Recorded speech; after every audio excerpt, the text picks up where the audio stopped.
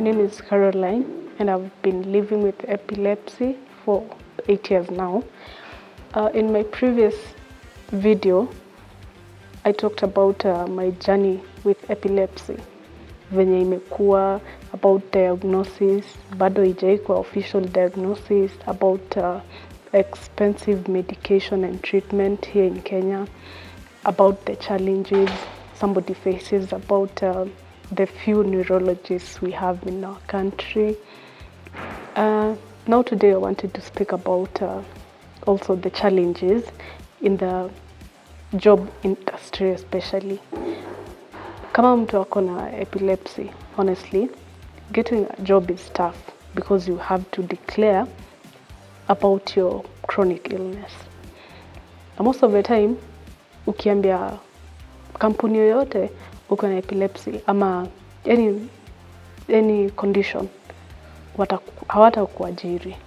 I remember when I relocated to Kenya and I decided to stay back home, kuna interview nilienda kama project manager.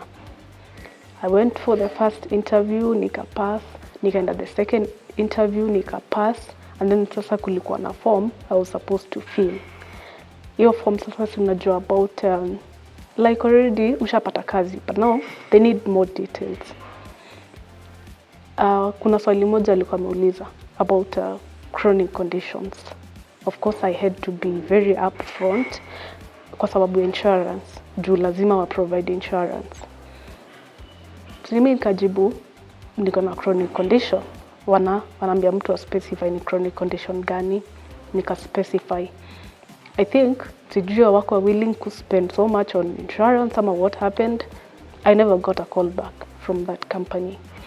That's the time I decided now I need to build my skills. I need to find something else. Nikaanza kujifundisha skills za I really love art, and I love being handy. I love doing stuff with my hands, so nikaamua pia naweza ingia kwa hiyo sector. Nikaanza kujifundisha story ya kutengeneza concrete art. Hiyo nilijifundisha on YouTube. Nilikuwa tu naingia YouTube na watch videos. Alafu the best part, I have a very supportive family. So hiyo time juu do yangu by the most yenye nilikuwa nimemake, yenye nilikuwa nimesave, yenye nilikuwa nimeinvest ilisha kwa treatment. Hiyo time kwanza nilikuwa msick sana, nilikuwa bedridden. Most of my money went to that. So hiyo time my family supported me, especially my mom. I got what I needed now to use it to build my small business, na nikafanya hivyo. After some time I came around some institution that was also teaching carpentry and joinery only for women. Nikamwambia pia wacha ni join because that is also a field that I love. Nikaingia shule, nikasoma for some time. Nikakuwa carpenter. I'm actually a certified carpenter. I've been a carpenter and joiner now for around 1 year, certified. Hiyo time yote I got a job in a company. I wanted to hone my skills in especially joinery because I love cabinetry work. Nilikuwa nataka ku hone my skills in cabinetry ndo hata later on, even if I own a company, hata kama unasimamia watu, you know what you're doing, you know how to inspect your job. Ndio hata kama una deal na mafundi, kama kuna anything amiss, at least unaweza advise fundi wako, unaweza mwambia hapana, hii unahitaji ku correct, ama yani unaweza work vizuri na mafundi. So I got a place where I was working last year. Nilikuwa na job. I was working as in the joinery department. I was only the only female in that company. Mimi ndo nilikuwa fundi dem peke yangu. Kazi ikaenda vizuri, nikafanya kazi, we were traveling around the country actually because of the projects we were working on. So eventually nimelose your job the end of last year. That was because after I started seeing the new neurologist, so alikuwa ananituma for more tests. Like every week or every 2 weeks, I had to be in the hospital. So because of that, now the company started having issues. The better part is I had a very supportive supervisor. Kampuni ilikuwa ina suggest we do overtime. Supervisor wangu alikuwa mtu mzuri sana. So time yenye kuna overtime na mimi naona siwezani because najua niki overwork most likely kesho ndapata seizures. So mimi najiambia mimi siwezani na overtime, but kampuni nayo ina threaten ati kama huwezi fanya overtime it will be utafutwa. But my supervisor yeye anajinini, anasema haina shida, yeye atafanya overtime. Ananiambia tu ati weenda home, haina shida, ati mimi nitafanya hiyo overtime. But go to a place hata mimi nikaanza kusikia ni kama I'm being selfish because ati supervisor wangu mwenye anafanya vitu zingine now, like designing and all that, he's taking time to do my job. You know, gets to a point and you're like, come on, I need to do this for myself. So one day I went to the hospital. I was alone. Nikafanya test and they were a bit intense. So madaktari wakasema you can't leave right now. And when I left work in the morning, I had told the general manager naenda tu for a test and then I'll be back very soon because my plan was I go to the hospital early, nimaliziwe test, nirudi job. Nikaenda nikafanyiwa test.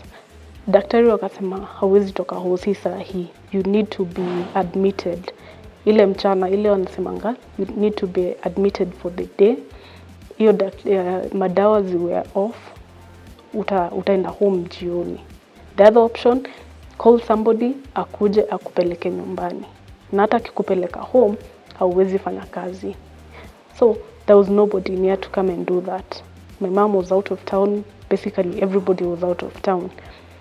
So simi nikaadmitiwa hosi. Jioni ikafika, I was okay now to leave. I went home. I got a call from the company wakiniambia ati I need to, ati nahitaji kuingia for overtime. Nikawaambia mimi siwezi, nimetoka hosi, siwezi ingia overtime. Tena ni usiku, ati kutoka sijui 7 mpaka 11 PM. Ati we need to be on overtime kwa sababu following day kuna project inafaa kumalizwa. Nikamwambia siwezi. Ikakuwa issue tena. So when I called my mom the following day, nikamwambia hapo kumeanza kuwa na issue kwa hii kampuni, every time wanasema nifanye overtime na clearly nishawaambia mimi siwezani hizo overtime. And how I believe, I know for one, overtime si lazima kwa kampuni. Somebody can decide not to do overtime based on their condition. Kama mimi nilikuwa najua overwork, hata itakuwa na any benefits because I'll overwork and the following day chances are very high ndapata seizures. Na nikipata seizures, I usually take like 1 day, 2 days to recover. So mimi kwenda nimekea sense ati nifanye overtime a few hours and then the next 2 days I'll be off work. Nilikuwa nishawaeleza hivyo lakini hawataki kujua. So eventually tuka fall out na kampuni. That's how I lost my job, my latest job. Now you remember kuna hizi skills nilikuwa nimejifundisha za creating art, concrete art. Maybe I can share a few pieces. You see, for example, this is a trinket tray. This tray can be used many ways. You can use it in your living room as a candle holder. You can use it kwa bathroom ya kuwekelea zile liquid soaps. Basically, you just have to be creative. How you can use it however you want in your house. You can use it in the office to place some of your documents. You can use it however you want, basically. I also have these ones, different designs, which you can use as coasters on your dining table. You can still use them as candle holders. You can use them for vases for your flowers. You just have to be creative, get creative. And all these products I'm making for myself. This one, this different design, but a very, very powerful gift. Something you can give to your loved one.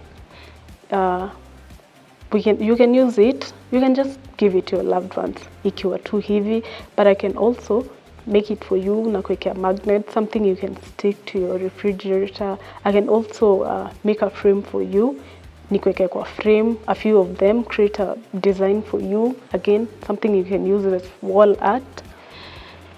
There's this one. Looks pretty plain, but I can also make it in any design, any color you want. Could be marble, could be terrazzo, anything you want. I can make it for you. This one is an ash tree, but let's say you don't smoke and you like the design, you can still use it for your candles. Again, just have to be creative. It's about how you love decorating your house or office or your space. That's it. Now, in the carpentry and joinery, I got skills both dealing with wood and what are they called? Easy boards. But my skills, what I really love most and what I know I can do best, is dealing with wood. I love dealing with boards. So cabinetry was my first interest, and I've learned so much on cabinetry. I've practiced a lot. I have experience in cabinetry. I would say my skills are really on high level right now in cabinetry. Let's say you're building a house. Let's say it's an office and you want cabinets. I can design them for you. I can help with optimization, products. I can help build, even myself. Sihitaji hata mafundi. Let's say you want, basically, if you want to go, if it's not a big project, naweza kufanyia hata nikiwa peke yangu. Tuseme shelves I can do alone. Hata ndio ni make sure umepata quality products. Again, in that sector, carpentry joinery, also napenda kumake wall art. There's some pieces I've already created that you can look at. Some I've created with wood, something just rugged that I wanted, and that one I used recycled wood. I just got a few pieces here and there. Ziko na wood, different types of wood, hardwoods, softwoods. Nikachukua tu na nika create something random, a piece that I love because it was my first wood art for the wall. I also created another one, again random. It's a great piece, I would say, that someone can use on their wall. Creates a feeling of basically, it's like having a wall on a wall. If you see the picture, I'm sure you'll understand what I'm trying to say. This sector is mostly dominated, the construction sector, mostly dominated by men.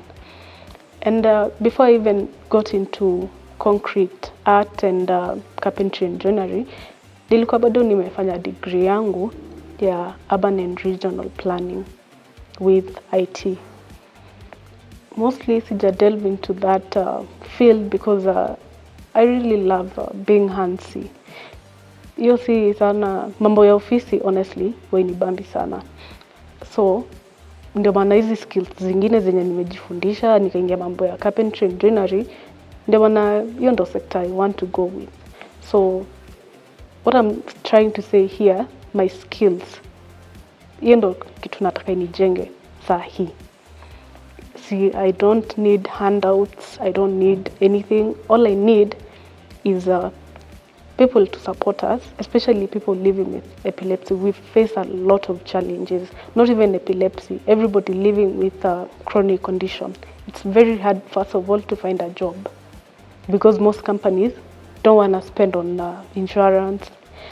So, kupata job ni ngumu, kwanza, for people living with any chronic condition.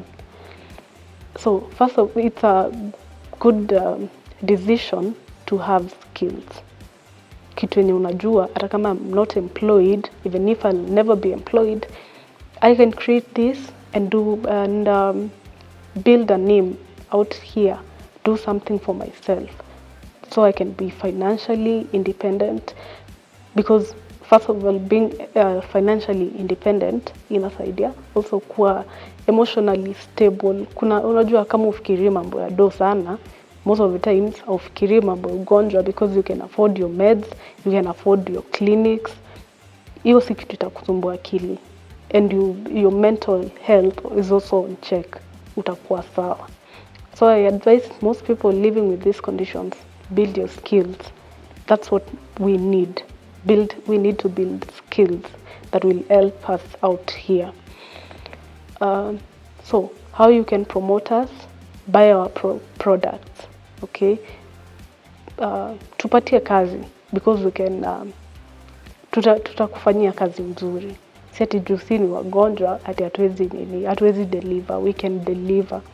So hizi kazi pia mnaweza patia watu wengine, hivyo ndio mnaweza tu promote.